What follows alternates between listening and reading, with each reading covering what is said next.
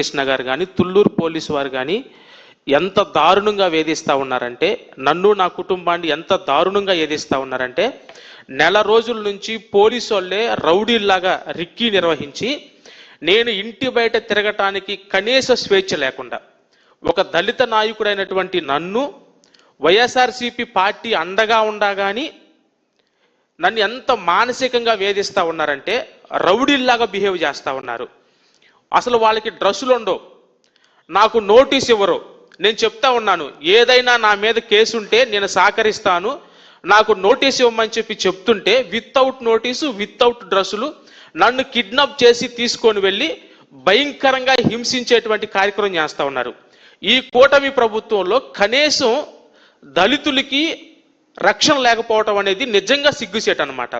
మీరు చూడండి, నేను గత నెల రోజుల నుంచి వీడియో మాధ్యమాల ద్వారా కూడా చెప్తా ఉన్నాను, నన్ను పోలీసు వాళ్ళు వేధిస్తూ ఉన్నారు, అరాచ్ చేస్తూ ఉన్నారని చెప్తున్నా కానీ అది కూడా పాటించుకోకుండా నన్ను ఈ వీడియో చూడండి, నన్ను ఎట్లా చేశారంటే, ఈ వీడియో చూస్తే పోలీసు వాళ్ళు రౌడీల్లాగా కలబడతా ఉన్నారు నా మీద. నేను నా సొంత పని నిమిత్తం నేను గుంటూరు వెళ్తూ ఉంటుంటే మంగళగిరి టోల్గేట్ దగ్గర నన్ను ఆపి నా కార్ని రౌండ్ అప్ చేసి 3 వెహికల్స్లో వచ్చారు. కనీసం ఒక్క పోలీసు వాళ్ళకు కూడా డ్రెస్ లేదు. అసలు వాళ్ళు పోలీసు వాళ్ళని ఎట్లా గుర్తుపడతాను? నన్ను కారులో నుంచి బలవంతంగా లాగి నన్ను మొత్తం రౌండ్ అప్ చేసి నన్ను పిడుగుద్దులు గుద్ది, నన్ను చూడండి, నా చెయ్యికి దెబ్బ చూడండి, నా చెయ్యికి దెబ్బ మీకు చూపిస్తా ఉన్నా. నన్ను పిడుగుద్దులు గుద్ది నన్ను బలవంతంగా లాగి నా ఫోన్ అంతా పగలగొట్టి నా చెయ్యికి ఎంత ఫ్రాక్చర్ అయిందో చూడండి. అంటే నన్ను బాగా గుద్ది నన్ను కారులో పడేసుకొని ఈడ్చుకొని వెళ్ళారు. కనీసం నన్ను అరెస్ట్ చేశారనేటువంటి విషయాన్ని కనీసం నా కుటుంబ సభ్యులకు చెప్పలేదు. నా భార్య బిడ్డలకు కానీ, కనీసం నా తల్లిదండ్రులకు కానీ ఎటువంటి సమాచారం లేదు.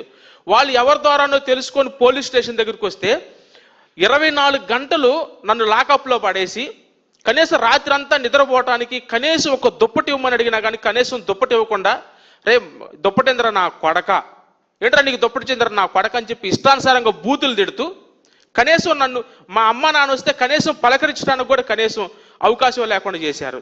నన్ను తీసుకెళ్లి దోమల్లో పడేసి ఇష్టానుసారంగా నన్ను ఎట్లా పడితే అట్లా మాట్లాడటం చేశారు. వాళ్ళు ఏం చెప్తా ఉంటారంటే, నువ్వు అమరావతి గురించి మాట్లాడటానికి వీల్లేదు.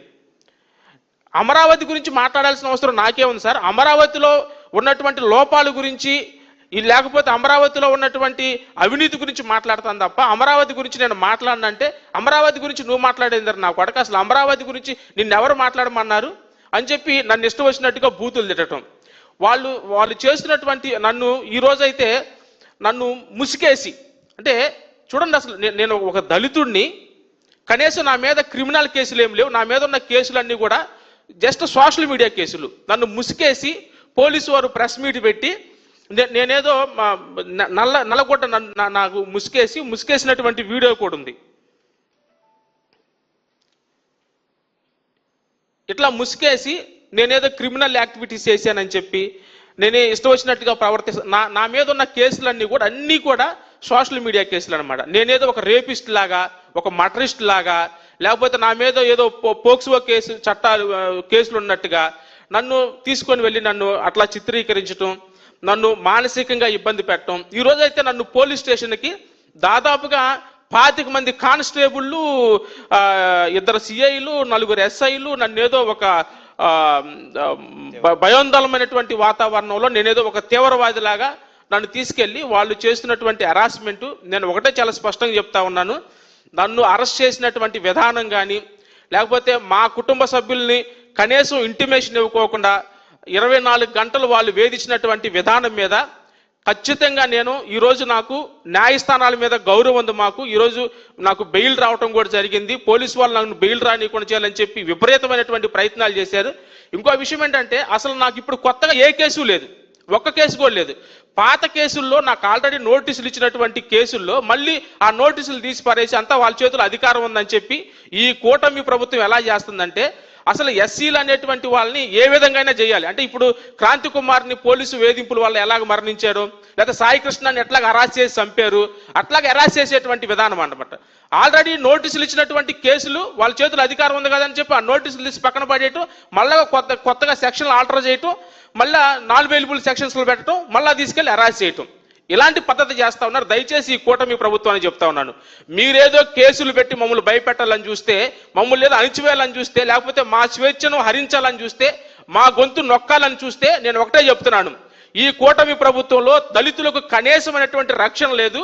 మీరు ఇలాంటి దుశ్చర్యలు చేస్తే, ఇలాగే దళితులను వేధించాలని చూస్తే మా వాయిస్ కానీ లేకపోతే మా యాక్టివిటీస్ కానీ రెండంతలు పెరుగుతాయే తప్ప తగ్గేటువంటి పరిస్థితి లేదని చెప్పి ఈ కూటమి కానీ పోలీసు వారికి కానీ నేను హెచ్చరిక చేస్తా ఉన్నాను.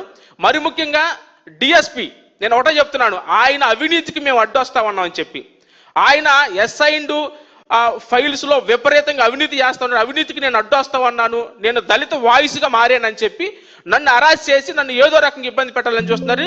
ప్రతిదీ కూడా చట్ట ప్రకారం మేము ముందుకెళ్తాము. ఇప్పుడు ఈ రోజు జరిగిన కేసు కానీ గతంలో జరిగిన కేసులు కానీ ప్రతిదీ కూడా హైకోర్టుని మేము అప్రోచ్ అవుతాము. వీళ్ళు కనీసం హైకోర్టు గైడ్ లైన్స్ కానీ సుప్రీంకోర్టు గైడ్ లైన్స్ కానీ ఏవీ పాటించట్లేదు, అక్రమంగా అరెస్ట్ చేస్తున్నారు. కాబట్టి ఈ పోలీసు వాళ్ళ వ్యవహారం లీగల్ గా ఫైట్ చేసి వీళ్ళందరి వ్యవహారం తేలుస్తానని కూడా నేను చాలా స్పష్టంగా తెలియజేస్తా ఉన్నాను.